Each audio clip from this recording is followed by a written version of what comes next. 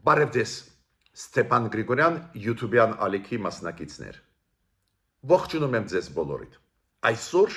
մայիսի 13-ն է։ Մենք ձեզ հետ կխոսենք տարբեր հարցերից, օրինակ նորից կրակոցներ լսվում են հայ-ադրբեջանական սահմանում Ադրբեջանի կողմից, այս անգամ Մովսես գյուղի մոտակայքներում, բայց ադրբեջանական կողմից ինչ որ բացատրություն տվեց, մեր պաշտպանության նախարարությունը կասեմ դրա մասին, ընդհանրապես դա ինչ է նշանակում, էլի պետք է մտածենք դրա մասին։ Թուրքիայի պաշտպանության նախարարը հանդիպեց Իլհամ Ալիևի հետ ու ասաց, որ մենք կշարունակենք աջակցել Ադրբեջանին, որ Ադրբեջանը հաղթող դուրս գա պայքարում, այլ տեղերում, այլ երկրների հետ, նու ակնհայտ է խոսքը գնում է Հայաստանի մասին, չեմ կարծում, որ Թուրքիան չի հասկանում, որ Ադրբեջանը չի կարող պատերազմել Ռուսաստանի դեմ կամ Իրանի դեմ։ Կխոսենք անպայման վարկանիշի մասին, որը ունեն Թրամփը, Պուտինը եւ Սի Ցզինպինը։ Ու համեմատեք այդ վարկանիշները աշխարհով մեկ, աշխարհի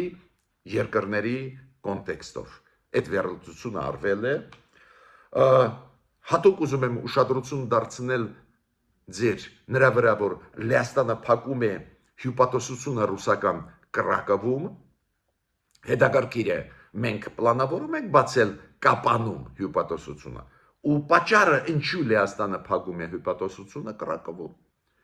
Կխոսենք դրա մասին, որ միջազգային ավիացիայի կազմակերպությունը, դուք հիշում եք գործակալությունը ICAO կոչվածը շատ կարևոր ինստիտուտ է աշխարհով մեկ ընդունված քաղաքացիական ավիացիայի մասին է խոսքը, հայտարարությունով հանդես եկավ ու ասաց, որ վերջնական որոշված է, որ Ռուսաստանը խոցեց 2014 թվին, հիշում եք, Մալազիայից գնացող դեպի Հոլանդիա, դեպի Ամստերդամ, այն ինքնաթիռը, այնտեղ զոհվել են մոտավորապես 300 մարդ։ Ու երկար տևեց, տեսակ 11 տարի քննարկումը, վերլուծությունը, այն որ Ռուսաստանը խոցեց, բոլորը համոզված էին, բայց դուք գիտեք, միջազգային հանրությունը հակված է հասնել դրան իրավական մեխանիզմներով, ապացույցներով, ու պատկերացնում եք ICAO-ն որոշում ընդունեց, որ Ռուսաստանը խոցեց։ Ուրեմն շատ ու շատ բաներ այսօր ունենք խոսալու, ես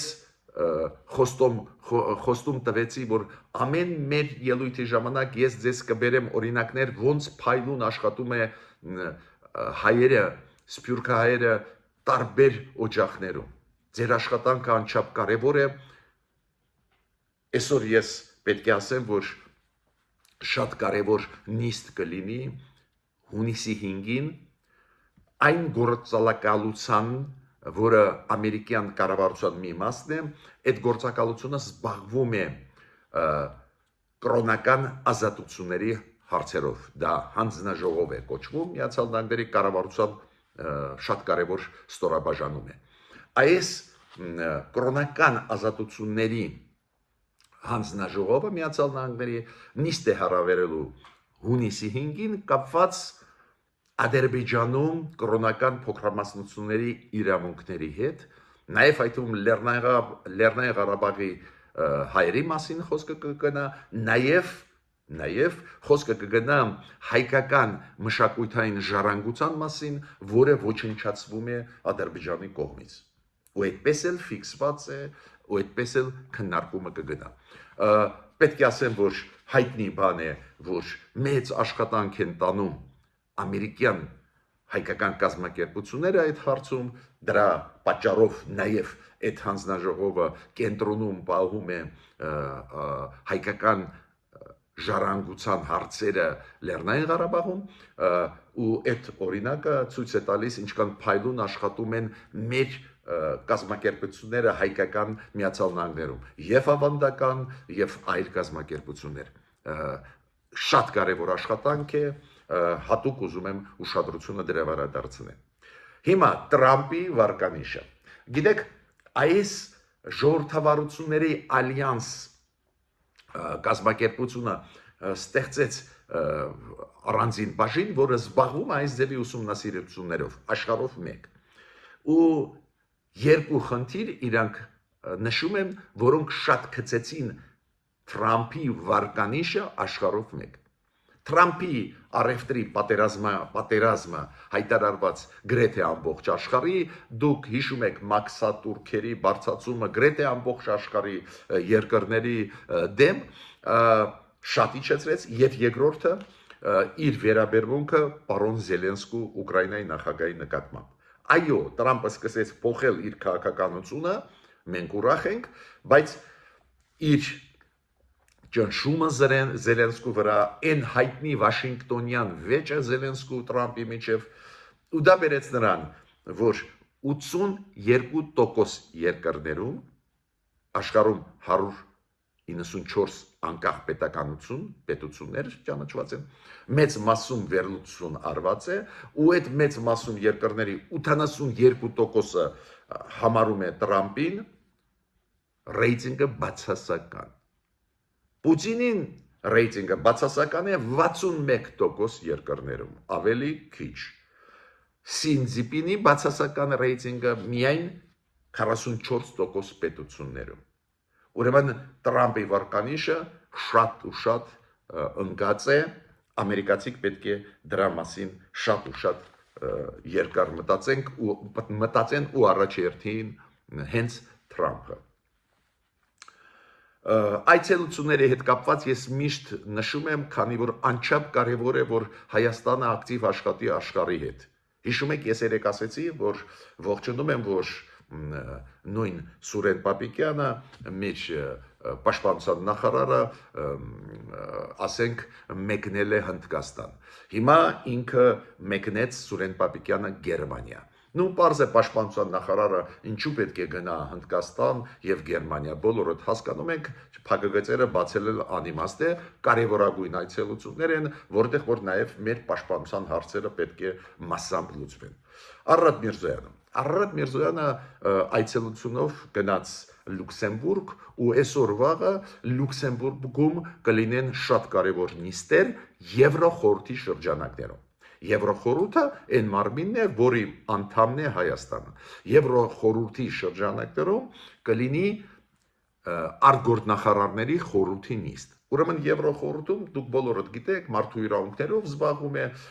ԵԽԽՎ-ն շատ կարևոր պարլամենտական վեաժողովը Եվրոխորհրդի անչափ կարևոր որոշումներ ի օգուտ մեզ հազարատուն ունեց, բայց Եվրոխորհրդում կա գործադիր գլխավոր մարմին, դա արտգործնախարարների խորհուրդն է, ու այնտեղ գնաց Առատ Միրզոյանը։ Հիմա անչափ կարևոր ինֆորմացիա բոլորիս համար, ուրեմն ICAO-ն դա միջազգային քաղաքացիական ավիացիայի կազմակերպությունը։ Այդ գլխավոր կոորդինացնող այդ ամեն ինչը կազմակերպությունը ամենահզոր ու ազդեցիկ։ ICAO-ն որոշում ընդունեց, որ Ռուսաստանն է խոցե, այն ինքնաթիռը հիշում եք հուլիսին 2014 թվին, որը Դոնբասի օդում խոցվեց։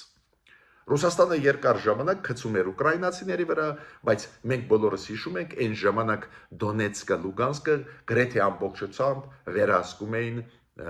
այդպես կոչված Դոնբասի, Լուգանսկի հանրապետությունների գրոհայինները։ Ու Ռուսաստանը ուղարկեց Ռուսաստանի տարածքից բուկ զինիտային համակարգը, հրթիռային համակարգը, խոցեց ինքնաթիռը ու հետ վերադարձրեց։ Ամեն ինչ ապացուցված է, ու այդ ICAO-ն ասեց Ռուսաստանն է պատասխանատուն, Ռուսաստանը խփեց։ Այո, ոչ ոք չի ասում միտումնավոր խփեցին, կարող է ուզում էին խոցել ուկրաինական ինքնաթիռ, բայց իրանք խոցեցին այս քաղաքացիական ինքնաթիռը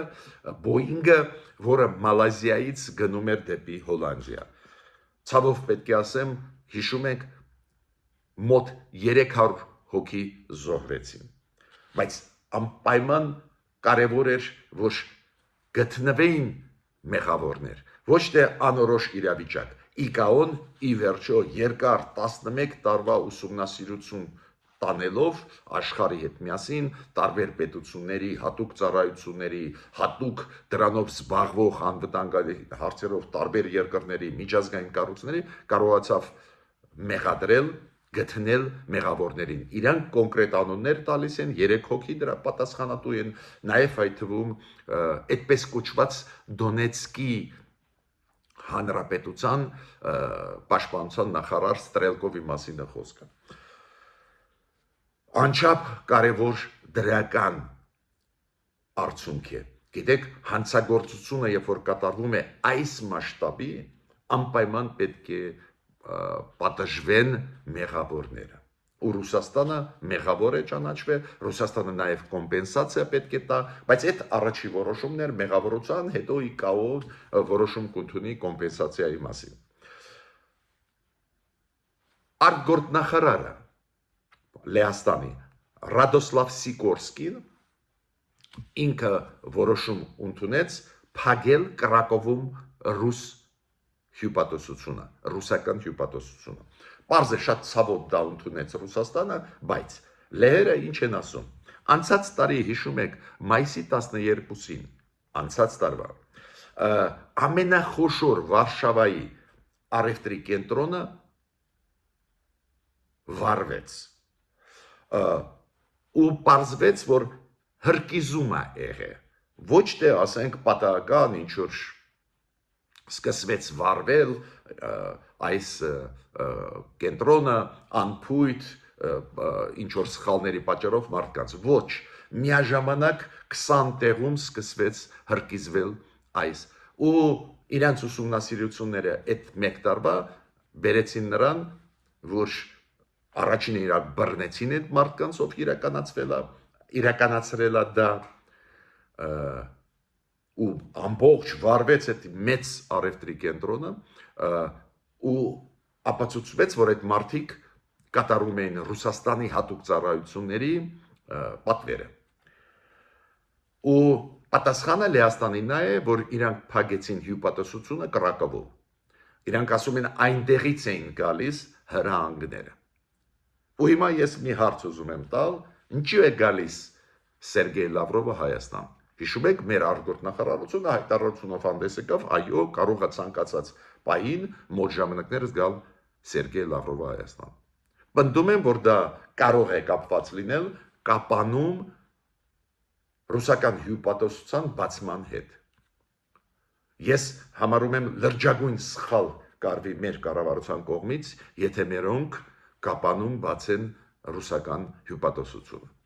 Դա կարող է բերի մեր Սյունիքի կորուստի։ Հասկանում է դա իշխանությունը, հույսով եմ, որ հասկանում է դա է պատճառը, որ ձգձգում էին, բայց ինձ մոտ առաջացավ լուրջ կասկածներ, որ կարող է փոխեց մեր կառավարությունը կարծիքը այդ հյուպատոսության հետ կապված Կապանի։ Միգուցե գործող իշխանությունները մտածում են, որ չսրենք հարաբերությունները Ռուսաստանի հետ, որ կարողանանք 1 տարի հետո կրել ընտրություններում։ Քանի որ գործող իշխանությունները Գյումրու ընտրություններից հետո հասկացան, որ Ռուսաստանի ազդեցությունը Հայաստանում փոքր չի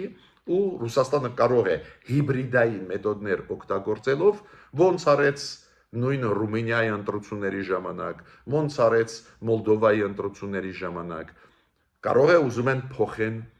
իրավիճակը Հայաստանում, փոխեն իշխանությունը օգտագործելով տարբեր մեթոդներ, նաև հիբրիդային պատերազմի մոտեցումներ։ Ու չի բացառվում, որ մերոնք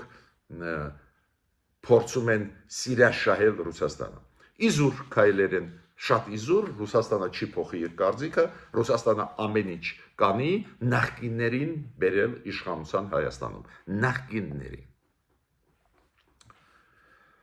Շատ հետաքրքիր ինֆորմացիա եկավ Թուրքիայից։ Դուք գիտեք, որ Թուրքիայում քրդական աշխատավորական կուսակցությունը Թուրքիայում քրդական աշխատավորական կուսակցությունը համարվում է տերորիստական կազմակերպություն։ 50 տարի է իրանք տանում են ռազմական պայքար Թուրքիայի կառավարության դեմ։ Օջալանը, հիշում եք, վաղուց է ձերբակալվեց, բանտում է, Օջալանը լիդերը այդ կուսակցության հանդես եկավ մի ժամանակ առաջ, հանդես եկավ ելույթով, որ պետք է դադարեցնել ռազմական կռիվը Թուրքիայի կառավարության դեմ։ Ու այդ կուսակցությունը հավաքեց իր համագումարը մի քանի օր առաջ քրդական աշխատավորական կուսակցությունը ու որոշում ընդունեց դադարեցնել ռազմական պայքարը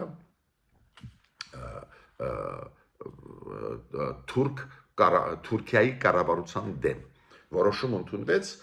կուսակցության համագումարում դժվար է ասել բոլոր քրդական այդ կուսակցության խմբավորումները կհամաձայնվեն թե ոչ, բայց համագումարում այդ ձևի որոշում կարծես թե ընդունվեց, Օջալանը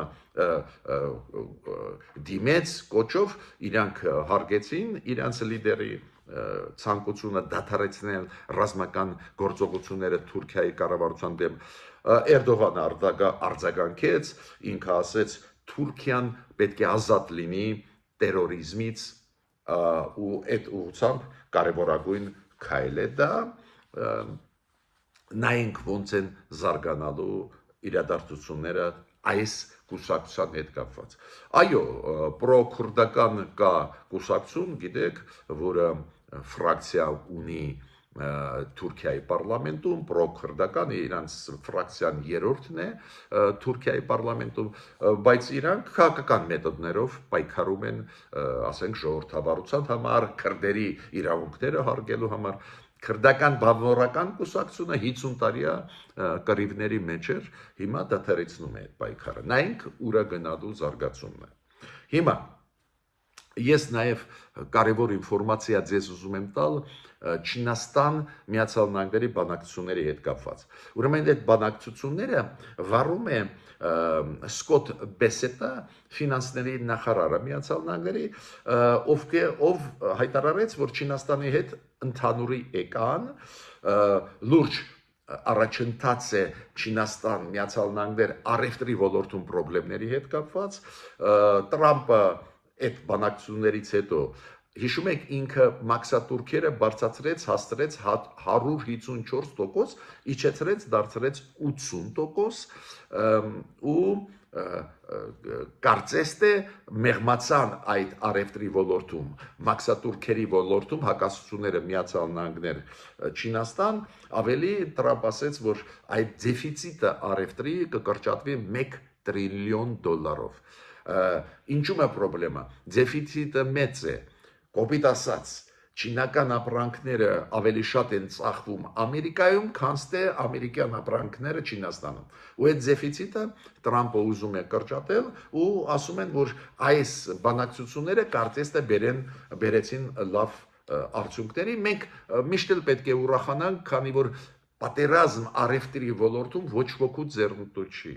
գները ամբողջ աշխարհի համար կմեծանան նույնիսկ եթե այդ վեճը գնում է Միացյալ Նահանգներ Չինաստանի միջև ոչ թե Միացյալ Նահանգներ Հայաստանի միջև ոչ նույնիսկ այս մեծ խաղացողների միջև պատերազմա առևտրի ոլորտում ինքը ազդում է բոլորի վրա նաև փոքր խաղացողների վրա այդ իմաստով մեր ձեռնտու է որ ընդհանուրի գան դու գիտեք մի քանի օր առաջ Տրամպը համաձայնության եկավ Մեծ Բրիտանիայի վարչապետի հետ Ստարմերի հետ իրանց առևտրի ոլորտում եւ իրանք ստորագրել են միջանկյալ առևտրի պայմանագիր ստեղ դրական տենդենս կա Տրամպը բողոքում է Եվրոմիության դիրքորոշումից ասում է ստեղ չենք կարող գալ ընդհանուրի շատ բողոքեց բայց ցանկացած դեպքում մեծ ձեռնտու է որ մեծերը մեծ խաղացողները լեզու գտնեն որ այս թանկացումը այս կռիվը չբերի գների բարձրացման նաև փոքր երկրներում անչափ կարևոր զարգացումներ են հույսով եմ որ չի փոխվի իրավիճակը մենք տեսնում ենք ինչքան ամեն ինչ ամեն օր փոխվում է դու գիտեք 2 օր առաջ անցավ Ամերիկա Իրան 4-րդ փուլը բանակցություններից ամենչակպես հետո երեք եւ իրանական կողմը եւ ամերիկյան կողմը ասեցին որ վատ չէին 4-րդ փուլը օգտակար էր լավ բանակցային process էր բայց երեք Միացյալ Նահանգները այդ հայտարարությունից հետո անմիջապես հետո նաև նոր սանկցիաները կիրառեցին Իրանի դեմ, Իրանի եւ առանձին դեմքերի եւ Իրանի մի կազմակերպության դեմ, ովքեր զբաղվում են միջուկային զենք ստեղծելով, ավելի ճիշտ զբաղվում են ուրանի հարստացման հարցերով։ Միտքս ինչու՞մ է։ Տեսակ, կարծես թե դրական բաներ ասեցին, հետո սանկցիաները Ամերիկան ուժեղացրեց Իրանի դեմ ուղված։ Չեմ ասում, որ դա մեծ փոփոխություն է այն սանկցիոն քաղաքականությունից, որը կիրառում է Իրանի դեմ, բայց այնուամենայնիվ մենք տարբեր մեսիջներ ենք տեսնում։ Բայց հույսով եմ, որ Չինաստան, Միացյալ Նահանգներ իրոք մեղմանում են հիմա տարաձայնությունները առևտրի ոլորտում։ Ես միջև անցնելը այսօրվա կարևորագույն հարցերին կապված ոնց մենք պետք է պայքարենք, պաշտպանվենք այս սուտ լուրերից։ Այդ թեմայով մենք շատ ենք խոսում, պետք է շարունակենք խոսել, քանի որ նոր եւ նոր ստեր տարածվում են Հայաստանում։ Դա թուլացնում է մեզ շատ ներսից։ Նաեւ հասկանանք, այս ինչ է ուզում Ադրբեջանը մեզանից, այս ինչ որ process-ներ գնում են այնուամենայնիվ Հայաստան-Ադրբեջան, ուր է դա գնում։ Միջև դրան անցնելը ես պարբերաբար անուններ տալիս եմ մարդկանց, ովքեր չաթում ակտիվ են։ Խնդրում եմ բաժանորդագրվել, կիսվել, լայքել, ու միշտ մի քանի անուններ տալիս եմ, քանի որ դուք անհատներ եք, դուք ակտիվ եք, դուք արձագանքում եք շատ ու շատ հարցադրումների, գրում եք, չաթում ակտիվ եք, ձեզ շատ շնորհակալ եմ։ Այսօր ուզում եմ շնորհակալություն հայտնել Կարինե Հովսեփյանին, Լուսինե Ալեքսանյանին, Էդվարդ Գրիգորյանին, Վարին, Ռազմիկ Պողոսյանին, Գոհար Թումանյանին, Նարինեին, Հակոբ Օնկուրին, Օվսանա Ադամյանին, Նադիային, Լալա Պետրոսյանին, Նանա Արաքելյանին, Սիլվա Աբրամյանին, Անհայտ Գասպարյանին, Սատիկին, իմիջիալոց մեկ բաժանորդ գրված բարդը գրում է 6, այդպես է իրան ներկայացնում։ Շնորհակալություն։ Հիմա այսօրվա միջադեպի մասին դուք գիտեք Մովսես գյուղ Տավուշի շրջանում իր դիմաց ադրբեջանական կողմում նորից կրակոցներ է։ Նորից կրակոցները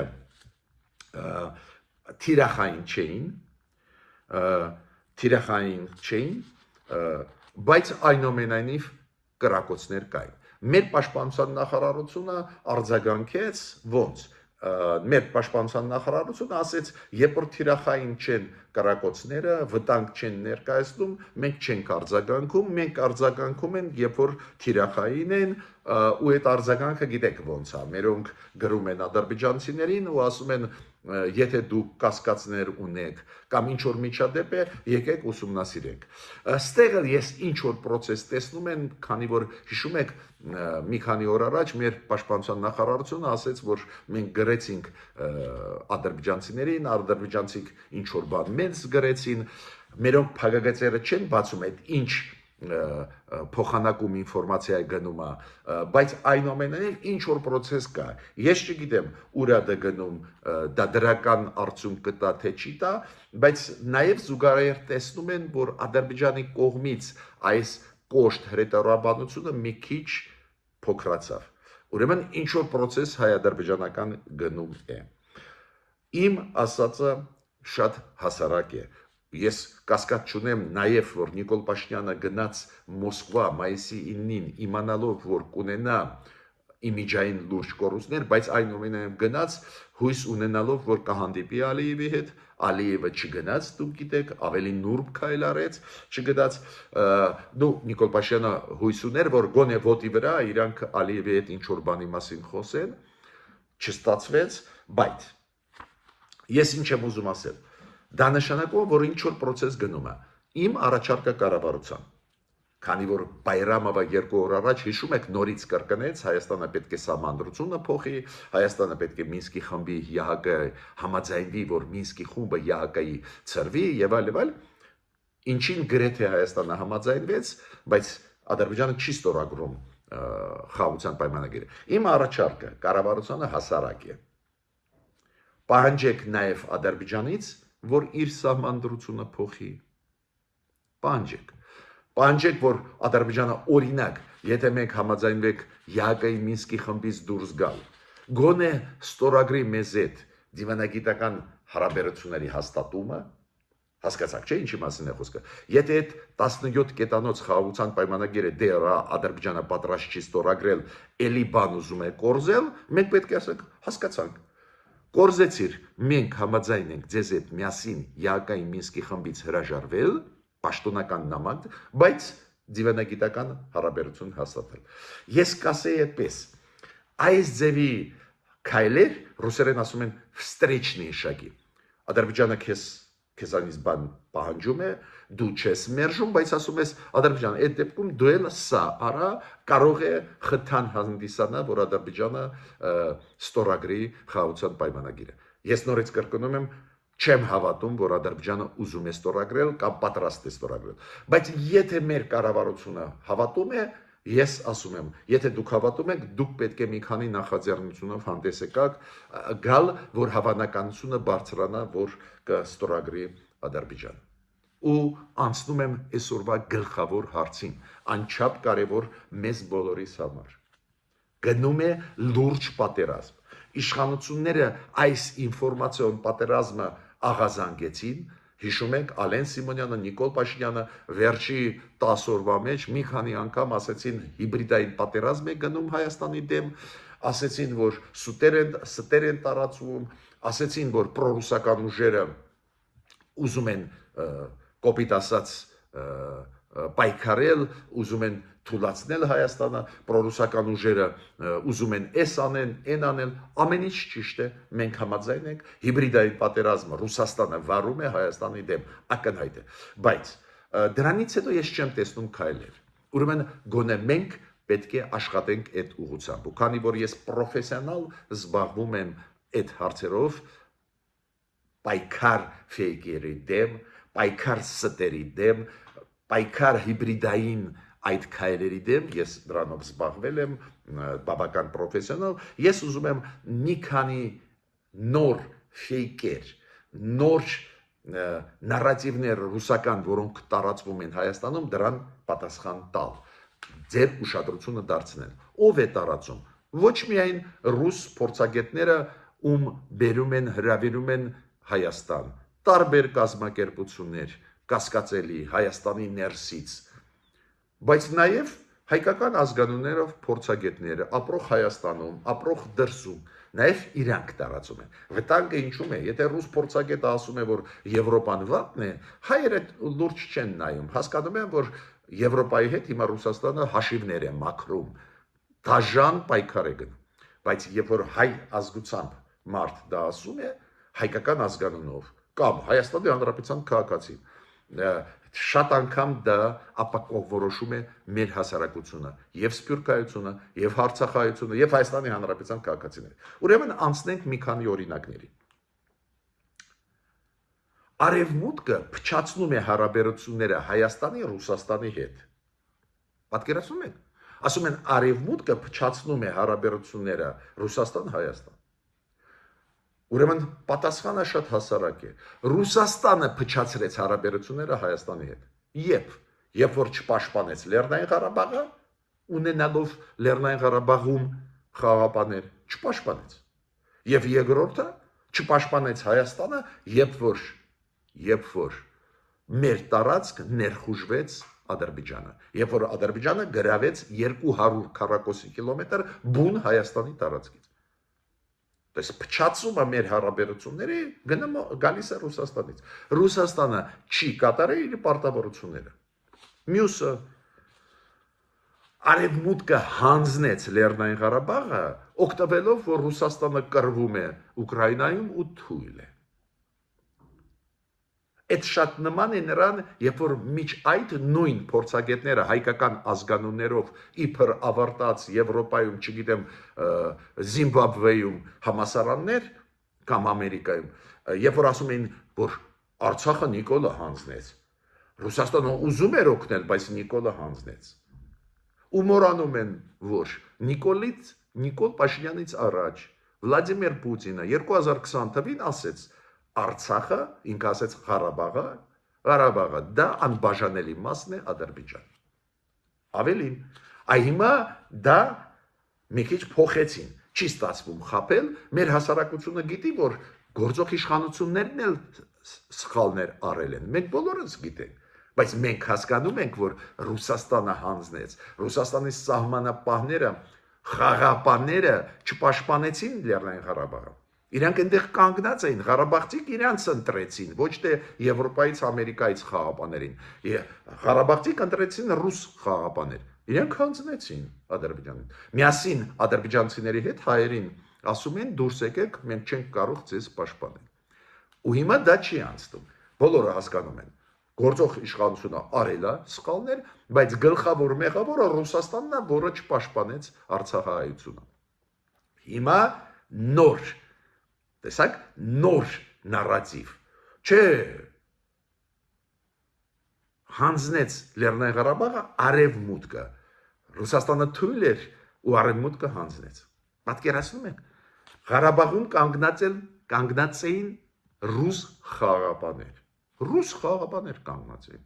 Արևմուտքը ինչ լծակ ուներ ազդելու, եթե Ղարաբաղցիք ասեցին ոչ, մենք հավատում ենք ռուս սահմանապաներին, ռուս խաղապաներին ու բերեցին այնտեղ ռուս խաղապաներ։ Հիշում եք, 2020 թվականի նոյեմբերի 9-ի փաստաթուղթ մտան ռուս խաղապաներ ու քշեցին ադրբեջանցիների միասին ղարաբաղցիներին Լեռնային Ղարաբաղից, Արցախից։ Ես հատուկ ուզում եմ ուշադրություն դարձնել, ոնց փոխվում են այդ նարատիվները, կամ ոչ ոք մեզ չի սպասում Եվրոմիությունում։ Պատկերացնում եք, Եվրոմիությունը հոգնեց մեսիջներ ուղարկել, մեզ աջակցում է այսօր Եվրոմիությունը, ֆինանսավորում է մեր ծրագրերը Հայաստանում, Եվրոմիությունը, իրանք ասում են, ոչ ոք մեզ չի սպասում Եվրոմիությունում։ Պարզ է, եթե մենք դեզ այդ բարեփոխում չանենք, պարզ է Եվրոմիությունը մեզ չի սպասի, բայց եթե մենք անենք, Եվրոմիությունը բաց է, ու եթե մենք վաղը ուզենանք տեխնացու կարգավիճակ ստանալ, կստանանք։ Բայց այդ նարատիվը շատ ուժեղ է ազդում։ Մարդը ասում են, դե ճիշտ են ասում, Եվրոպան մեզ չի սպասում։ Ինչի պետք է մեզ Եվրոպան սպասի։ Եթե մենք լավ աշխատենք, երկիր դարձնենք մեր երկիրը, որը ստանդարտներին համապատասխանում է Եվրոպայի, կսպասեն, եթե չենք անի, չեն սպասի։ Կամ Եվրոպան զորք չի ուղարկի Հայաստան, բայց ով է դնում հարց, որ Եվրոպան պետք է զորք ուղարկի Հայաստանին։ Եվրոպան պետք է աջակցի ու աջակցում է, որ մեր բանակը վերանորոգվի, վերազինվի, ռեֆորմ առնեն, բայց իրանք ինչի պետք է մեր փոխարեն կարվեն։ Ոչ ոք այդ հարցը չի դնե, բայց տեսակ ոնց տարածում են այդ ձևի ստեր։ Ու մյուսը Եվրոմիության դիտորդները Հայաստանում են։ Այո, անզեն են, բայց այդ սպաներ են, բարձր մակարդակի մեծ փորձ ունեցող սպաներ են, տարբեր պետությունների ոստիկանության սպաներ, պաշտպանության սպաներ, հասկանում են։ Իրանք անզեն են, բայց իրանք մարդիկ, ովքեր հասկանում են ինչ է անվտանգությունը։ Իրանք հիմա մեզ փրկում են ու Ադրբեջանը չի կարող հարձակվել մեր վրա, ասում են Եվրոպան չի աջակցում։ Այս իրոք կործանիչ մեր պետականության համար նարատիվները տարածում են ներսում, ոչ միայն Ռուսաստանից են գալիս, նաև ներսում հայկական ազգանուններով փորձագետներ, պրո-ռուսական, առանձին դեպքերում իբր պրո-եվրոպական նարատիվներ են տարածում, պրո-ռուսական, իբր պրո-եվրոպական, Եվրոպայի կողմ են, այս ձևի մարդիկ են կան դժբախտաբար ներմուծված այդ եվրոպական դաշտ։ Ու դուք պետք է լինեք ուշադիր, դուք պետք է ուշադիր ուսումնասիրեք, լսեք, պետք չի հավատալ ինչ-որ նորածին, ինչ-որ մարդկանց, ովքեր գալիս են ասում են, ոչ, Եվրոպան բան, հետո ասում են, չէ, Նիկոլ Փաշինյանը պետք է Մոսկվա գնալ Կրեմլ, քանի որ այնտեղ կա հարցերը լուծելու Պուտինի հետ։ Տեսանք, գնաց Նիկոլ Փաշինյանը, ոչ ոք իր հետ չհանդիպեց, նաև Պուտինը չհանդիպեց առանձին քննարկելու ու վերադարձավ, իմիջը գցելով։ Ես վերջի հարցից շատ կարճ մի հատ էլ խոսամ։ Դուք գիտեք, հիմա նորից մեծ աղմուկ, իշխանությունը գործեր է հարուցում, նաև նախկինների վրա, մեծ աղմուկ, ես հասկանում եմ իշխանությունը ուզում է կրել հաղթող դուրս գալ ազգային ժողովի ընտրություններում, որոնք պետք է անցկացվեն 2026 թիվ, դա է պատճառը, որ այդպես բուրըն սկսեցին կոռուպցիայի դեմ պայքարել, մենք բոլորս կողմ ենք կոռուպցիայի դեմ պայքարելու, բայց դժբախտաբար էֆեկտիվ չէր այդ պայքարը, հիմա մեծ բուրըն պրոցես է գնում նախկինների դեմ ուղղված եւ այլ, հասկացանք այդ ամեն ինչ, եթե պատժեն միայն մենք կուրախանանք այն թալանչիներին, որ հասցրեցին այս օրին, բայց ես ունեմ շատ հասարակ առաջարկ կառավարությունը, որը ցույց կտա կառավարությունը իրոք ուզում է պայքարել կոռուպցիայի դեմ։ Անիվի գործ։ Գիտեք, երբ որ մենք նախկինների մասին խոսում ենք, շատ ու շատ բաներ իրանց կողմից արած նուրբ էին արվել։ Կոպիտ ասած այդպես թալաներ, նաև մեծ, բայց փաստաթղթային մասը փայլուն ձևակերպված եւ այլ։ Ու շատ բաներ իրոք օբյեկտիվ դժվար է ապացուցել։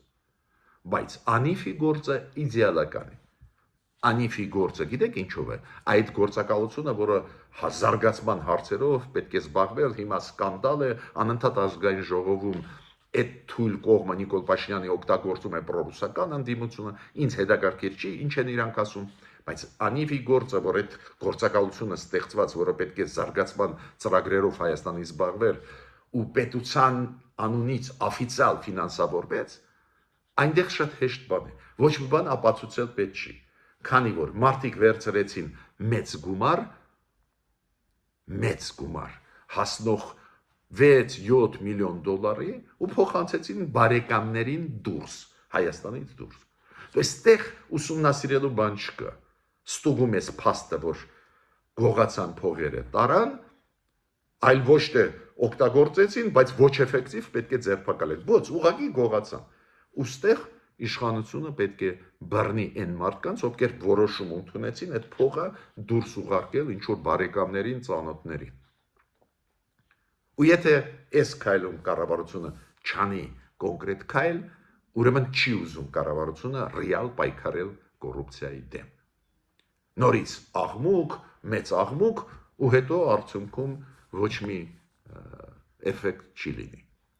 Ես ավարտեցի իմ ելույթը, խնդրում եմ բաժանորդագրվել, կիսվել, լայքել, ակտիվ մասնակցել Ստեփան Գրիգորյան YouTube-յան ալիքի աշխատանքին։